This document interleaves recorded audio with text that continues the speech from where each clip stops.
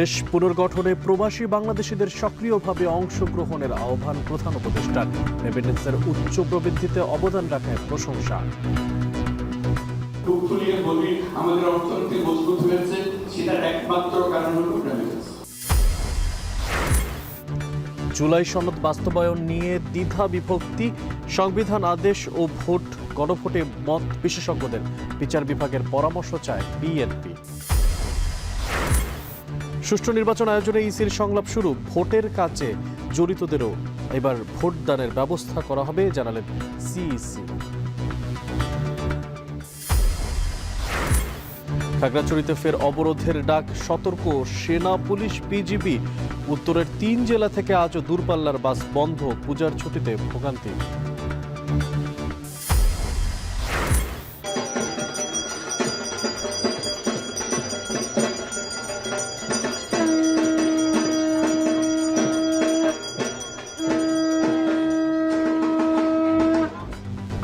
এবং মহাষষ্ঠীতে শারদীয় দুর্গোৎসবের সূচনা, মণ্ডপে ষোড়শ উপাসনে দেবীর আরাধনা, সন্ধ্যায় দেবী দুর্গার আমন্ত্রণ ও অধিবাস।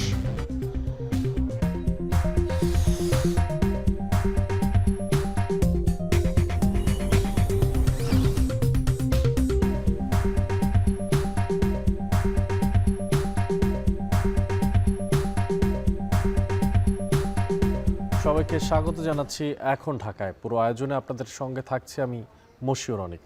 শুরুতেই জাতিসংঘ সম্মেলন প্রসঙ্গ। দেশ পুনর্গঠনের সহযোগিতা এবং অবদানের মাধ্যমে প্রবাসী বাংলাদেশের সক্রিয়ভাবে অংশগ্রহণের আহ্বান জানিয়েছেন প্রধান উপদেষ্টা ডক্টর মোহাম্মদ ইউনূস। শনিবার যুক্তরাষ্ট্রের নিউ ইয়র্কে NRB connect day empowering global বাংলাদেশের শীর্ষক অনুষ্ঠানে যোগ দিয়ে তিনি এই আহ্বান জানান। অনুষ্ঠানে বাংলাদেশের অর্থনৈতিক অগ্রগতি তুলে ধরে দেশের রেমিটেন্সের উচ্চ প্রবৃদ্ধিতে অবদান রাখায় প্রবাসী বাংলাদেশিদের প্রশংসা করেন বিডার নির্বাহী chairman Ashik Chowdhury. New York থেকে আব্দুল আহাদের প্রতিবেদনে দেখবেন বিস্তারিত। শিক্ষা, গবেষণা ও চাকরিসহ নানা কারণে বিদেশে বসবাস করেন বহু প্রতিভাবান বাংলাদেশি। রেমিটেন্সে অবদান রাখা অনেক প্রবাসীদের নিয়ে যুক্তরাষ্ট্রের নিউ ইয়র্কে হয়ে গেল এনআরবি কানেক্ট ডে শীর্ষক অনুষ্ঠান। এ সময় দেশ গড়ার কাজে অবদান রাখায় রেমিটেন্সের নায়কদের প্রশংসা করেন প্রধান উপদেষ্টা ডক্টর মোহাম্মদ ইউনূস। বলেন, বাংলাদেশের জন্য প্রবাসীরা একটি অবিচ্ছেদ্য অংশ। 24 জুলাই পরবর্তী বাংলাদেশ পুনর্গঠনে আরও বেশি সহযোগিতা এবং অবদানের মাধ্যমে প্রবাসীদের সক্রিয় ভূমিকা পালনের আহ্বান জানিয়েছেন প্রধান উপদেষ্টা। বাংলাদেশ সারা বিশ্বে ছড়ানো, আপনারা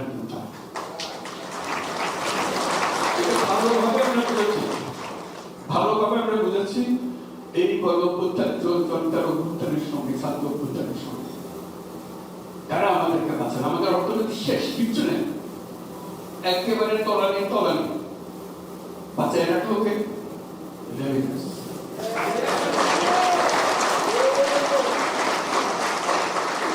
এই রেমিটেন্স এই নতুন বাংলাদেশের জন্ম দিয়েছে।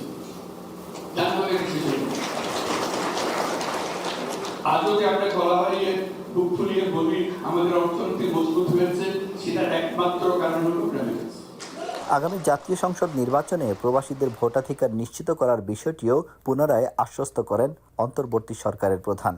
আজকে আমরা বলতেছি আমাদের ভোটের অধিকার দিলেন, আমাদের দাঁড়াবার অধিকার কেন দিচ্ছেন না, এগুলো ফয়সালা হবে, একটা হয়ে যাবে, এগুলো কোনো বিষয় না। একবার নিজের মত আসলে শুরু হলো। আগে তো ভোটাধিকারই ছিল না, এখন ভোটাধিকার আসুক, তারপর বাকিটা বলুন, একসঙ্গে সবাই দেশে গেলে আবার হয়ে যাবে।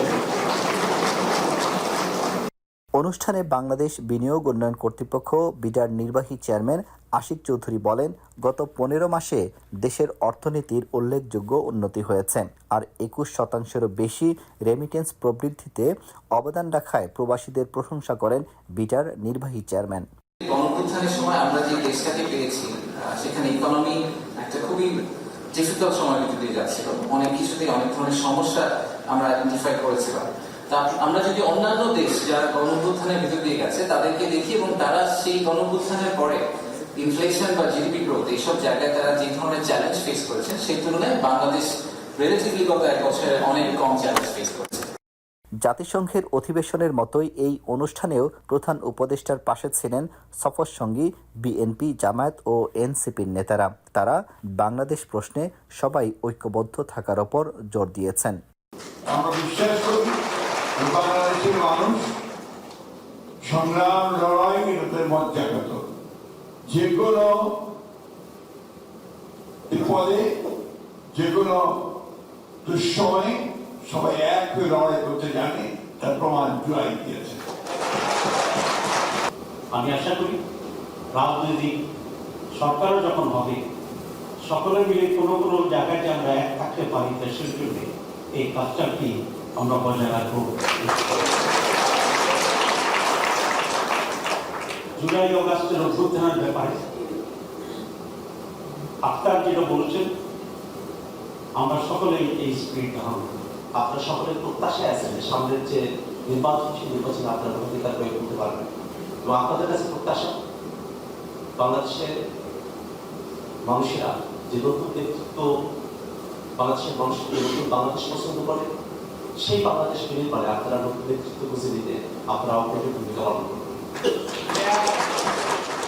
বিমানবন্দরে রাজনীতিবিদদের ওপর আওয়ামী লীগের হামলার ঘটনায় বাংলাদেশ দূতাবাস কিংবা নিয়োগ কনসুলেটের কারো ব্যর্থতা থাকলে ব্যবস্থা নেওয়া হবে জানিয়েছেন উপদেষ্টা।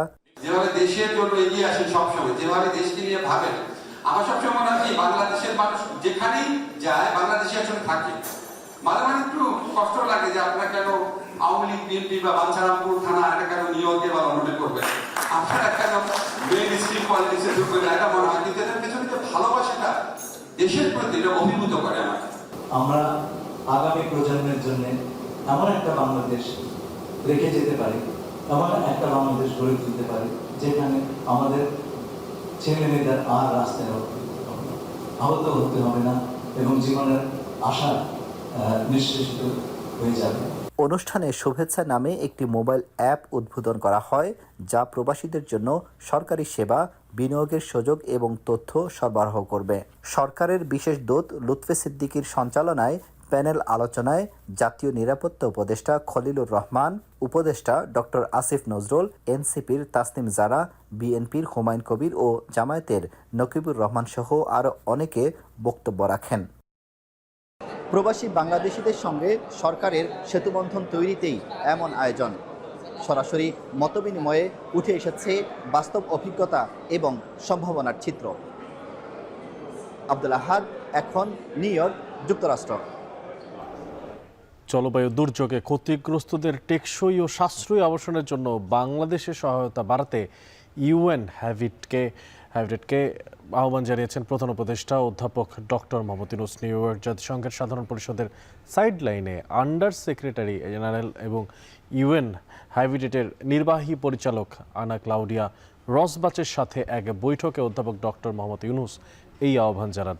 এই সময়ে সুন্দর নগরায়নের জন্য সাশ্রয়ী মূল্যের আবাসন, বর্জ্য ব্যবস্থাপনা, ক্ষুদ্র ঋণভিত্তিক আবাসন সহ বিশ্বব্যাপী জলবায়ু পরিবর্তনের প্রভাবের বিভিন্ন বিষয়ে আলোচনা করেন তারা।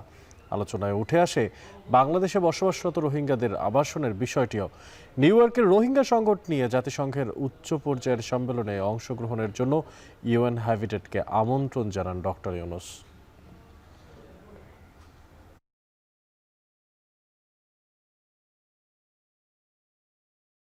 গণঅভ্যুত্থানের মাধ্যমে গঠিত হলেও সংবিধানের ধারাবাহিকতা মেনে চলছে অন্তর্বর্তী সরকার, আর তাই সংবিধান সংশোধন প্রশ্নে বর্তমান সরকারের ক্ষমতা নিয়ে দেখা দিয়েছে নানা ধরনের বিতর্ক। আর এই অবস্থায় জুলাই সনদ বাস্তবায়নে অভ্যুত্থানের ঘোষণাপত্রকে সূত্র ধরে সংবিধান আদেশ জারি এবং নির্বাচনের দিন গণভোটের পরামর্শ দিচ্ছেন বিভিন্ন বিশেষজ্ঞরা। তবে এই বিষয়ে 106 অনুচ্ছেদ অনুযায়ী আপিল বিভাগের পরামর্শ নেওয়ার দাবি জানিয়েছে বিএনপি।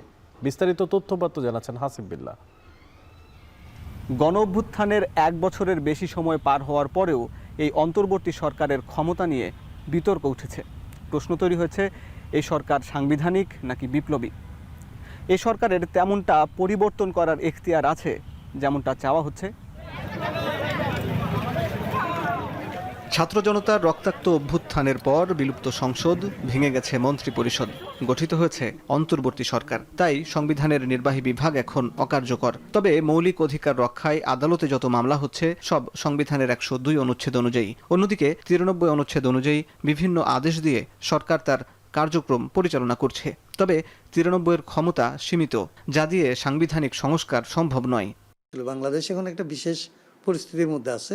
পুরো সংবিধানের ভেতরে সরকার নাই।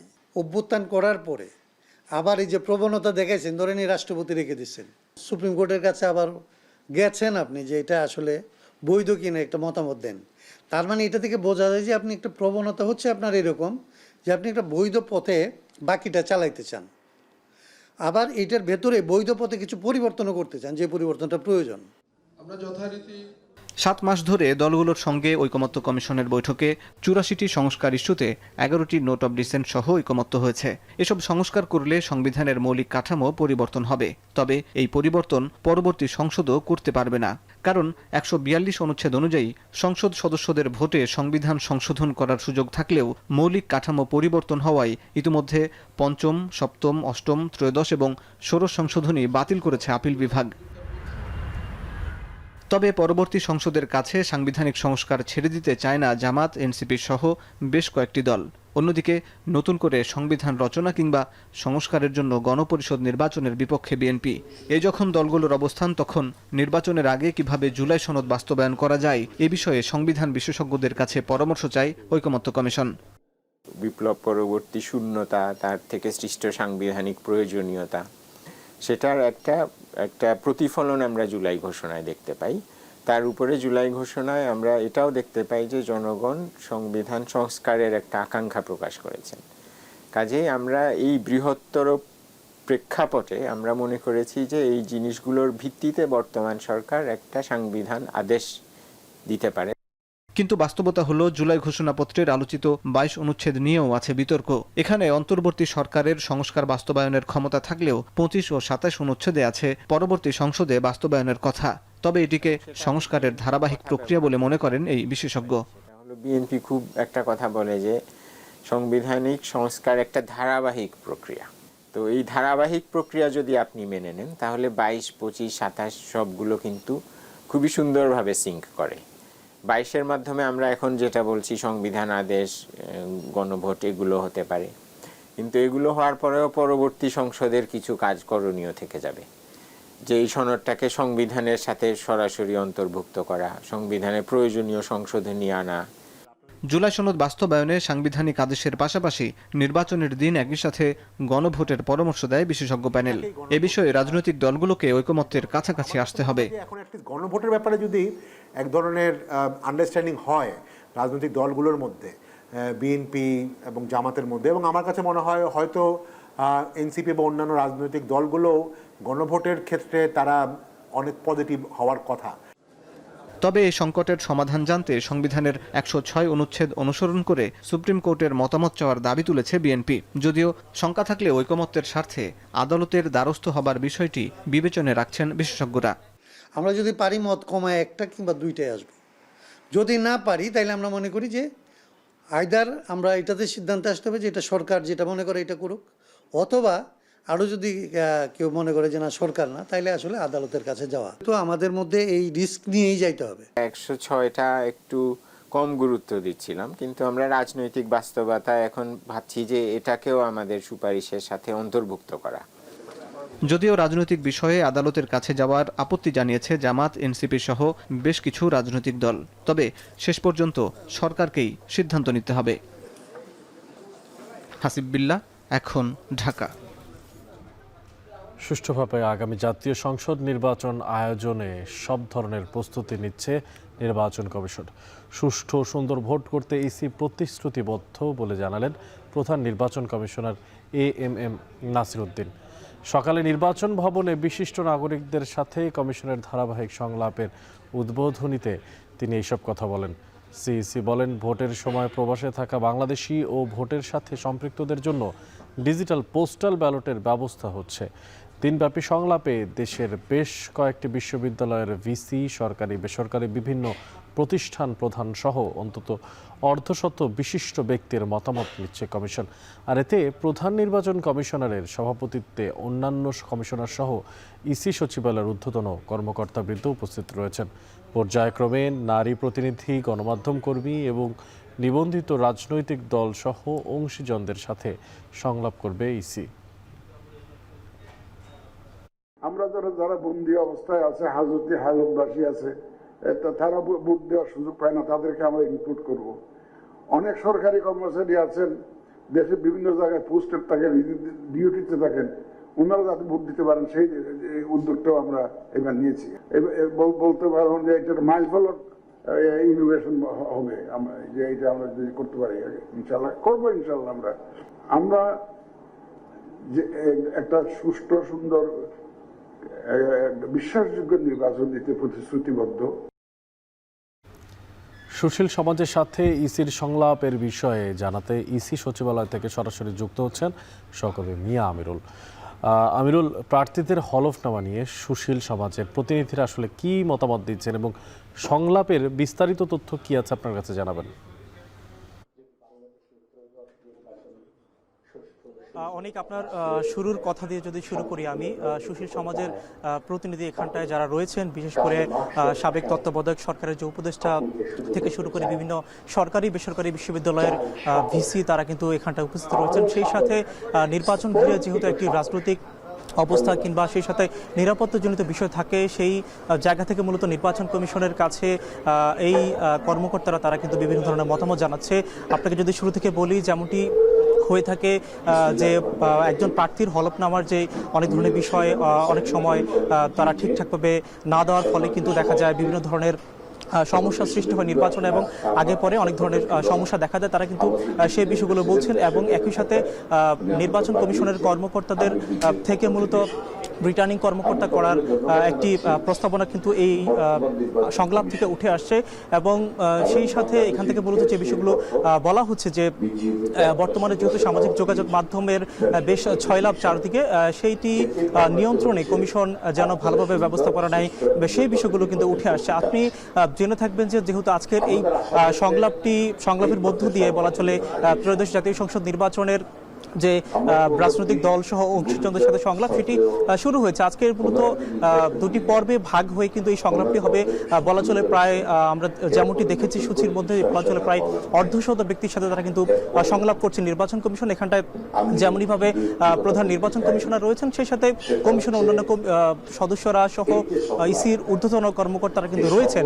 এর পাশাপাশি আপনি হয়তো জেনে থাকবেন, যেহেতু তফসিল প্রায় কমিশনের পক্ষ থেকে বারে বারে বলা হচ্ছিল যে তফসিলটি ডিসেম্বরের শুরু নাগাদ দিবে। তো যেহেতু এখন পর্যন্ত 3 মাস সময় রয়েছে, কমিশন যেমনটি বলছে যে রাজনৈতিক দলের নিবন্ধন জটিলতার ফলে কিন্তু তারা এখন পর্যন্ত রাজনৈতিক দলের সাথে সংলাপ করছে না, সেটি হয়তো বা কিছুদিন পর করা হবে। একই সাথে আপনি জেনে থাকবেন, যেহেতু ঐকমত্য কমিশনের মেয়াদ বাড়ানো হয়েছে, সেখানটায় রাজনৈতিক দলের একটি ব্যস্ত সূচি থাকে, সেক্ষেত্রে কমিশন কিন্তু একটু পিছিয়ে দিয়ে বর্তমানে তারা বিভিন্ন শিক্ষাবিদ সহ অন্যান্যদের সাথে সংলাপ করছে। এর পাশাপাশি নারী সমাজের প্রতিনিধি সহ গণমাধ্যম কর্মীদের সাথেও কিন্তু তারা সংলাপ করবে। সংলাপের শুরুতেই উদ্বোধনী বক্তব্যে প্রধান নির্বাচন কমিশনার যেমনটি বলছিলেন যে নির্বাচন আয়োজনে যত ধরনের ব্যবস্থাপনা দরকার তারা কিন্তু সেই বিষয়গুলো করছে, এবং আমরা সংলাপে রয়েছি, শুনছি অনেক। এখন পর্যন্ত এই ছিল আমার কাছে। আজকে সংলাপ দিনব্যাপী চলবে, পরবর্তী সংবাদে আপনাকে আরো বিস্তারিত জানাতে পারবো। অনেক। ইসি থেকে যুক্ত ছিলেন মিয়া আমিরুল। এবার শারদীয় দুর্গোৎসবের খবরাখবর।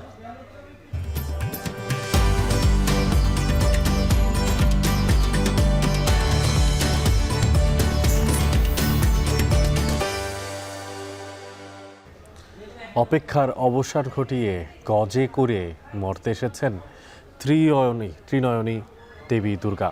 তাই সকাল জুড়ে ছিল তাকে আবাহন জাগানোর আনুষ্ঠানিকতা। পিহিত পূজার মধ্য দিয়ে শুরু হয় ষষ্ঠীর সকাল। মা দুর্গার আরাধনা করতে ভোর থেকেই মন্দিরের মণ্ডপে শুরু হয় ভক্তদের আনাগোনা। আর সন্ধ্যায় দেবী দুর্গার আমন্ত্রণ ও অধিবাসের মধ্যে দিয়েই শুরু হবে শারদীয় দুর্গোৎসবের আনুষ্ঠানিকতা। বিস্তারিত দেখবেন প্রতিবেদনে। শঙ্খধ্বনি, বছর ঘুরে শারদীয় আবহ। ত্রিনয়নী দেবীকে বরণ করতেই সকাল থেকে তিথিরীতি মেনে সকল আনুষ্ঠানিকতা। পঞ্চমীর সন্ধ্যাতেই দেবী দুর্গার বোধন হওয়ায় ষষ্ঠীর সকালে আনুষ্ঠানিকতায় থাকে বিহিত পূজার। রাজধানীর ঢাকেশ্বরী মন্দিরের বেলতলায় সকাল ৯টায় শুরু হয় বিহিত পূজা। পূজার প্রস্তুতি চলতে চলতেই ভিড় জমান ভক্তরা।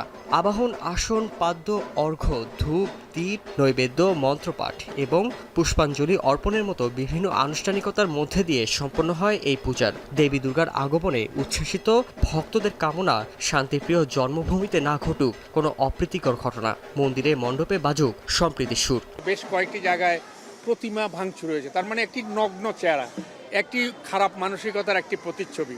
এটি তো হতে পারে না, এটি আমরা মেনে নিতে পারি না। মা যেন আমাদের সকলকে ভালো রাখেন এবং দেশ ও দশের কল্যাণমূলক কাজ করেন। মহাষষ্ঠীর দিনে এসেছি এখানে, মা বাবার সাথে এসেছি, সবার সাথে অনেক আনন্দ করছি। মনে হচ্ছে যে মানে কোনো ভয়, ফ্রিভাবে যেতে কোথায় গেলে কি কোনো বিপদ হবে কিনা এরকম একটা মনে আছে। তারপরেও মার উপর ছেড়ে দিয়েছি, সব মা দুর্গাই আমাদের রক্ষা করবেন এরকম মনে একটা ছেড়ে দিয়েছি। এবছর মনে হচ্ছে হয়তো কোথাও না কোথাও সেই আবহাওয়াটা একটুখানি ঠান্ডা হয়ে গেছে। এবছর গজে চড়ে শ্বশুরবাড়ি কৈলাস থেকে কন্যারূপে মর্তলোকে বাবার বাড়ি বেড়াতে এসেছেন দেবী দুর্গা, যা সব থেকে শুভ বাহন হলেও দোলায় চড়ে ফিরে যাওয়ার পেছনে রয়েছে কিছুটা শঙ্কা। গত বছরের তুলনায় এবার সারা দেশে ১,৮৯৪টি ও রাজধানীতে ৭টি বেড়েছে মন্দিরে মণ্ডপে পুজোর সংখ্যা। ষষ্ঠান্তিথৌ আরভ্য শুক্লা ষষ্ঠম যাবৎ। শারিয়াজ্জামান পুলক, এখন ঢাকা। রমনা কালী মন্দির থেকে ষষ্ঠী পূজার খবর জানাতে যুক্ত হচ্ছেন তানজিলা খান মিম, আর রাজশাহী থেকে আমাদের সঙ্গে যুক্ত আছেন রাকিব হাসান। তবে শুরুতেই চলে যেতে চাই রমনা কালী মন্দিরের, সেখানে আছেন তানজিলা খান মিম। মিম, এখন আপনি যেখানে আছেন সেখানে ষষ্ঠী পূজার কি আনুষ্ঠানিকতা চলছে, আর মন্দিরে ভক্তদের ভিড় কেমন দেখতে পাচ্ছেন?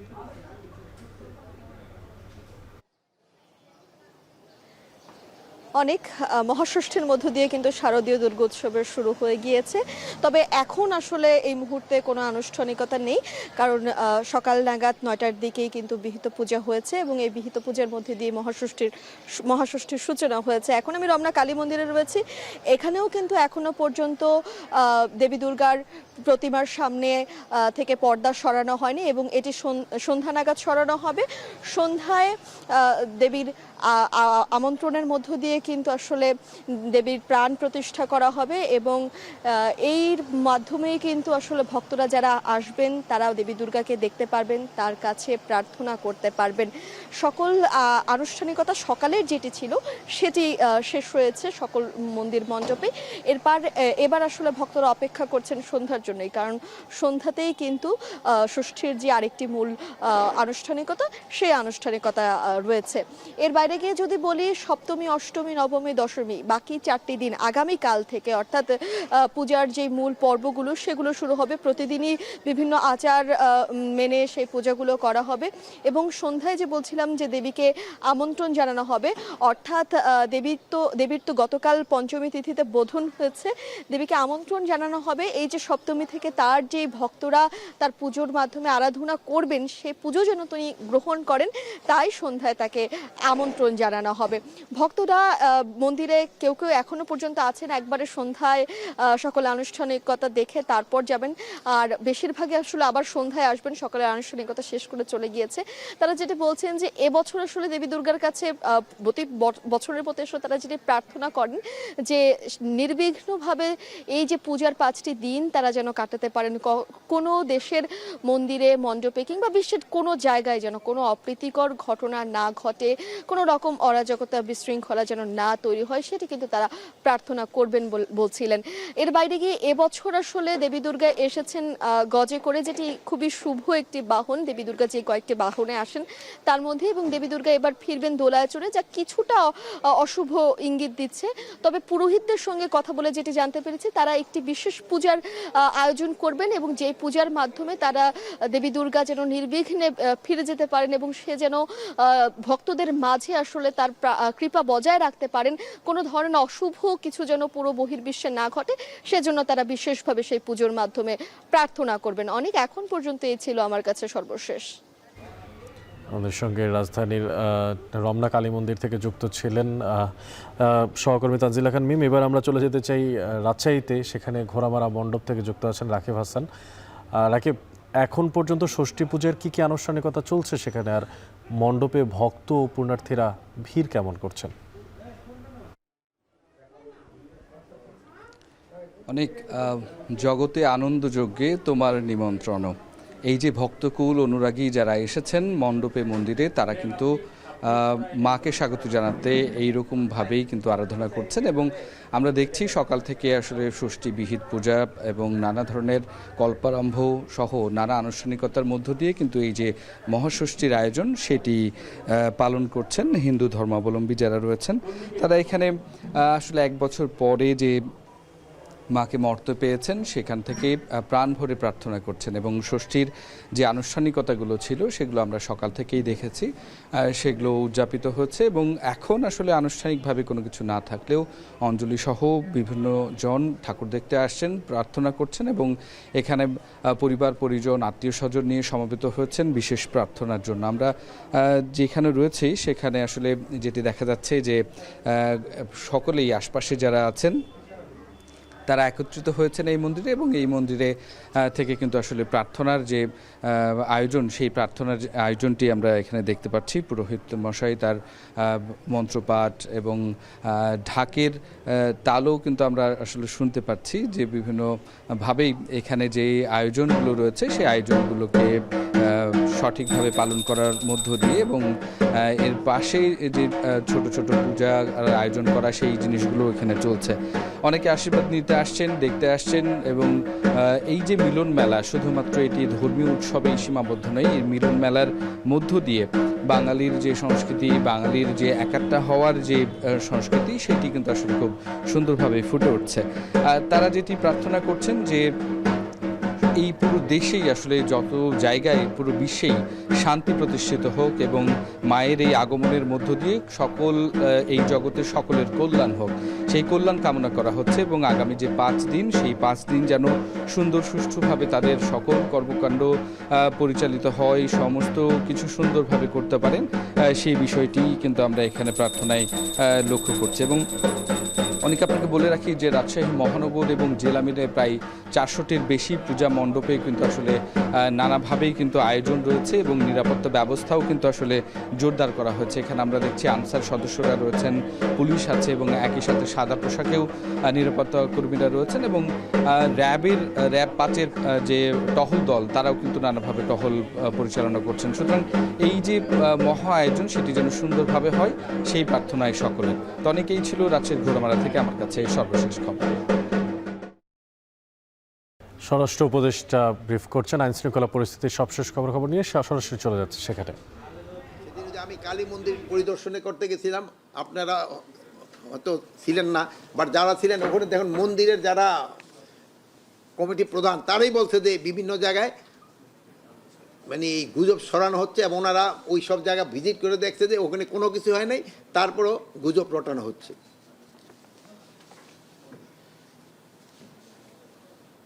আর সামাজিক যোগাযোগ মাধ্যমে মিথ্যা ও বিভ্রান্তিকর তথ্য প্রতিরোধ করে জনসমক্ষে সঠিক স্পষ্ট বার্তা প্রচারের জন্য সকলকে নির্দেশ দেওয়া হয়েছে। আর আপনাদের ক্ষেত্রে হলো আমাদের একটা অনুরোধ, যে ঘটনাটা ঘটে সঠিক এটা সংবাদটা পরিবেশন করা। এই যেহেতু আপনারা সবসময় সঠিক সংবাদ পরিবেশন করায় কিন্তু মানে দেশবাসীরা উপকৃত হচ্ছে, তা না হলে পার্শ্ববর্তী দেশ এবং ফ্যাসিস্টের কিছু দূষণ সবসময় একটা মিথ্যা সংবাদ স্পেশালি ইউটিউব, ফেসবুক এগুলিতে দিয়ে দেয়। এগুলি আপনারা প্রতিবাদ করবেন এবং প্রকৃত যে তথ্য ওটা আপনারা সবার সামনে উঠে ধরবেন। আজকে পূজা আনুষ্ঠানিকভাবে শুরু।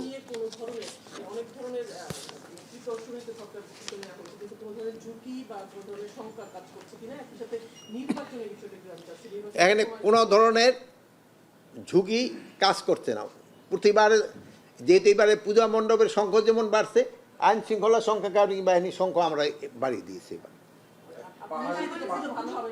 পূজা অবশ্যই ভালোভাবে হবে, অবশ্যই ভালো। আমি এই পর্যন্ত চিটাগাঙে পূজা মণ্ডপ পরিদর্শন করেছি, নারায়ণগঞ্জে আমি পূজা মণ্ডপ পরিদর্শন করেছি, আমি মুন্সিগঞ্জে পূজা মণ্ডপ পরিদর্শন করে আসছি, আমি ঢাকা শহরে মেট্রোপলিটন এলাকা পরিদর্শন করেছি।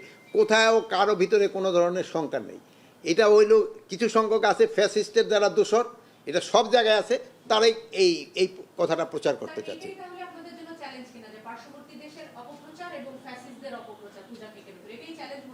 এই চ্যালেঞ্জটা মোকাবিলা আপনারা সবচেয়ে বেশি করতে পারেন, আমাদের থেকে আপনাদের শক্তি আরও বেশি এটা মোকাবিলা করেন। আমি অনুরোধ করব এটা আপনারা মোকাবিলা করবেন। পাহাড়ের বিষয়ে কি আলোচনা হলো? আপনি বললেন পাহাড়ের বিষয়ে আলোচনা হয়েছে। পাহাড়ে গতকালকে যেমন একটা ঘটনা ঘটছে, আপনারা দেখছেন, আপনাদের মিডিয়ার একটু আমি পড়ি শোনাই। এখানে লেখছে যে খাগড়াছড়িতে স্কুল ছাত্রীকে দলবদ্ধ ধর্ষণের অভিযোগ নিয়ে তুলকামান কাণ্ড চলছে। এই ঘটনার দায় কোনো তদন্ত ছাড়াই বাঙালিদের উপর চাপানো হচ্ছে। আন্দোলনের নামে 3 দিন ধরে চলছে তাণ্ডব। সেনাবাহিনী ও আইন শৃঙ্খলা রক্ষাকারী বাহিনী যানবাহনের হামলায় পাশাপাশি দেদারে কাটা হচ্ছে গাছ, সড়ক অবরোধ করে স্থবির করে দেওয়া হয়েছে জনজীবন, হেনস্থা করা হচ্ছে পর্যটকদের। এতে ধর্ষণের অভিযোগ ও বিষয়টি ঘিরে আন্দোলনের উদ্দেশ্য নিয়ে প্রশ্ন উঠেছে বিভিন্ন মহলে। এটা আপনারা জানেন, এটা আমি আপনাদের মিডিয়ার খবর। আমার থেকে তো আপনাদের আমার কাছে যেই তথ্য আছে, আপনার কাছে যেই তথ্যটা পাইছি ওইটি আমার তথ্য। বর্তমান পরিস্থিতি আজকে এটা নিয়ে আমাদের যেখানে উপদেষ্টা আছেন, এই পার্বত্য চট্টগ্রাম বিষয়ক উপদেষ্টা, উনি 10টার সময় সবাই নিয়ে বসছেন।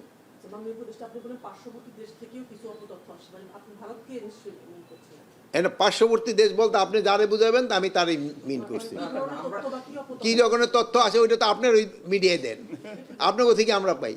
ওই অনেক সময় দেখেন একটা জায়গায় কোনো ঘটনা ঘটে নাই, তারা একটা কেন আপনারা ওই যে কি বলে এই কালী মন্দির আমি পরিদর্শনের সময় বলে নাই যে পঞ্চগড়ে, ঠাকুরগাঁয়ে, বিভিন্ন জায়গায় এই সময় প্রত্যেকটা ওনারা ইন্সপেকশন করে দেখতে যে প্রত্যেকটা তথ্যই মিথ্যা।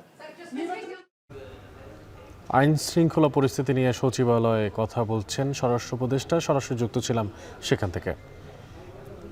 জুলাইয়ে সংগঠিত মানবতা বিরোধী অপরাধের শেখ হাসিনা ও আসাদুজ্জামান খান কামাল সহ 3 জনের বিরুদ্ধে সাক্ষ্য দিচ্ছেন মূল তদন্ত কর্মকর্তা মোহাম্মদ আলমগীর। তিনি এই মামলায় রাষ্ট্রপক্ষের সবশেষ সাক্ষী। ট্রাইব্যুনাল 1-এর চেয়ারম্যান বিচারপতি মোহাম্মদ গোলাম মর্তুজা মজুমদারের নেতৃত্বাধীন বিচারিক প্যানেলে আজ এই সাক্ষ্য গ্রহণ হবে। প্রসিকিউশন জানায়, জবানবন্দির অংশবিশেষ ও জব্দ করা ভিডিও প্রদর্শনী আদালতের অনুমতি সাপেক্ষে সরাসরি সম্প্রচার করা হবে। এর আগে 24 সেপ্টেম্বর এই মামলার 22তম দিনের সাক্ষ্য গ্রহণ ও জেরা শেষ হয়। ওই দিন ট্রাইব্যুনালে সাক্ষ্য দেন বিশেষ তদন্ত কর্মকর্তা প্রসিকিউটর তানভীর হাসান জোহা। পরে তাকে জেরা করেন শেখ হাসিনা ও কামালের পক্ষে রাষ্ট্রনিযুক্ত আইনজীবী আমির হোসেন।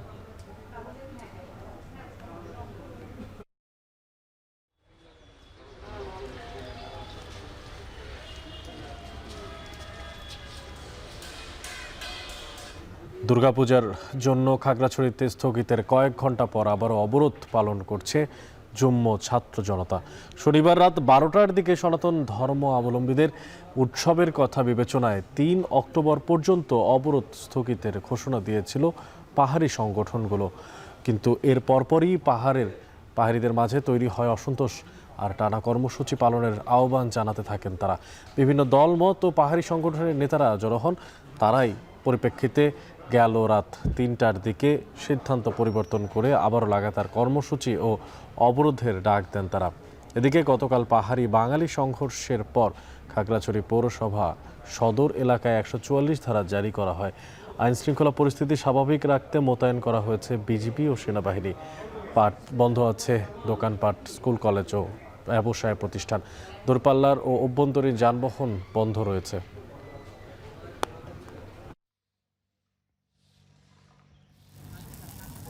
তৃতীয় দিনের মতো রাজশাহী সহ উত্তরের 3 জেলায় দূরপাল্লার বাস চলাচল রয়েছে বন্ধ। দুর্ভোগে পড়েছেন যাত্রীরা। আর এ নিয়ে আরও জানাতে রাজশাহী থেকে যুক্ত হচ্ছেন মারুফ হাসান। মারুফ, বাস চলাচল বন্ধ থাকায় পূজার ছুটিতে যাত্রীদের দুর্ভোগ বাড়ছে কিনা জানতে চাই আপনার মাধ্যমে।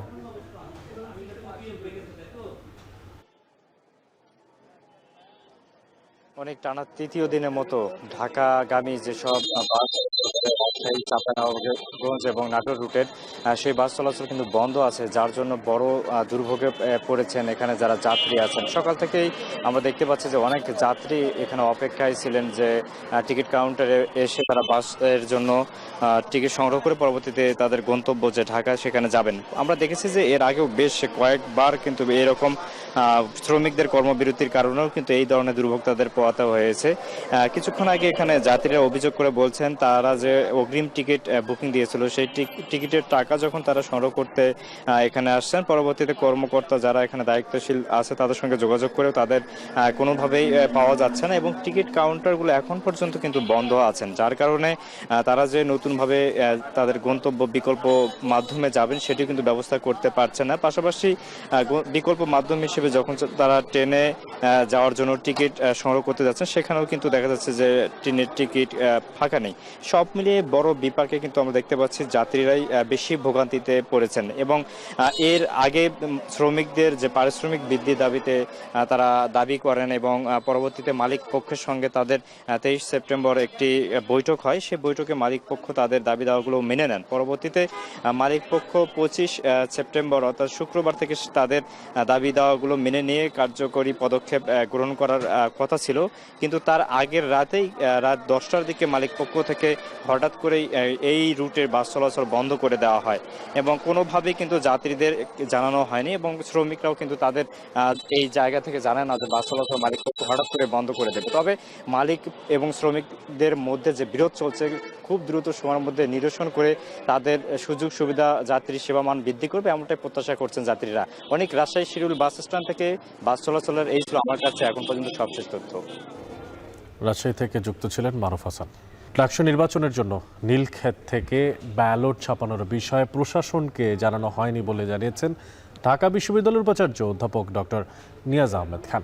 সকালে ডাকসু ও হল সংসদ নির্বাচন পরবর্তী বিভিন্ন ইস্যু নিয়ে এক সংবাদ সম্মেলনে তিনি এই সমস্ত কথাগুলো বলেন। তিনি আরও বলেন, কাস্ট ভোট এবং স্বাক্ষর করা ভোটের সংখ্যায় কোনো ভুল বা ব্যত্যয় হয়নি, হল পর্যায়ের ফলাফলেও কোনো ব্যত্যয় ঘটেনি।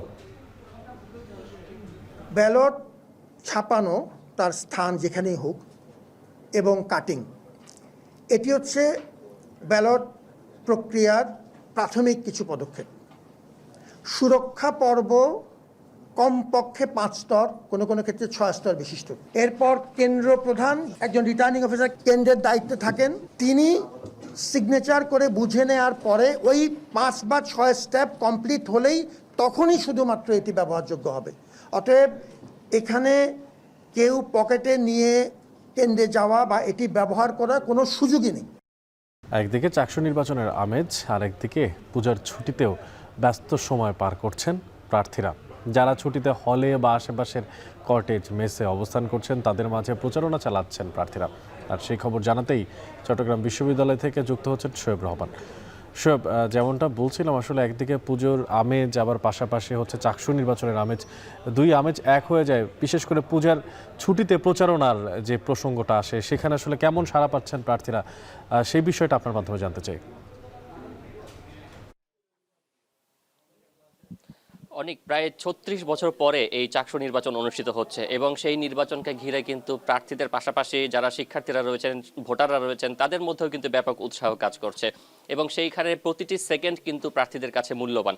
যেহেতু প্রার্থিতা ঘোষণার পর থেকেই পুজোর ছুটি শুরু হয়ে গিয়েছে এবং সেই কারণে কিন্তু প্রার্থীদের পক্ষ থেকে একটি অভিযোগ ছিল যে তারা প্রচারণার সময় কম পাচ্ছেন। এই কারণেই কিন্তু পরবর্তীতে 12 তারিখ যে নির্বাচন ছিল 12ই অক্টোবর, সেটিকে পিছিয়ে 15 অক্টোবর করা হয়েছে এবং সেখানে প্রতিটি সেকেন্ড বা প্রতিটি মিনিট যাতে প্রার্থীরা কাজে লাগাতে পারেন সেই কারণে বেশিরভাগ প্রার্থী কিন্তু এই পুজোর ছুটিতেও ক্যাম্পাসে অবস্থান করছেন এবং তারা এই সময়টাতে যেহেতু ক্লাস বন্ধ রয়েছে, পরীক্ষা বন্ধ রয়েছে, একাডেমিক কার্যক্রম বন্ধ রয়েছে, যে কারণে হলে যারা অবস্থান করছেন তাদের কাছে তাদের যে বার্তা রয়েছে সেগুলো তারা পৌঁছে দেওয়ার চেষ্টা করছেন। বিশেষ করে পুজোর ছুটির পরে অনেকের পরীক্ষা রয়েছে এবং সেই পরীক্ষার কারণে কিন্তু অনেকে হলে কিংবা আশেপাশের যে মেস কটেজ রয়েছে সেই জায়গাগুলোতে তারা অবস্থান করছেন, পড়াশোনা করছেন এবং প্রার্থীরা কিন্তু সেই সুযোগে যতটা সম্ভব শিক্ষার্থীদের প্রতিজন শিক্ষার্থীকে তারা রিচ করার জন্য কিন্তু এই বন্ধের মধ্যেও তারা কিন্তু তাদের যে কার্যক্রম সেটি তারা চালিয়ে যাচ্ছেন এবং বিশেষ করে চট্টগ্রাম বিশ্ববিদ্যালয়ের একটি বিশেষ বৈশিষ্ট্য রয়েছে, সেটি হচ্ছে ঝুপড়িতে আড্ডা। সেই আড্ডাতে কিন্তু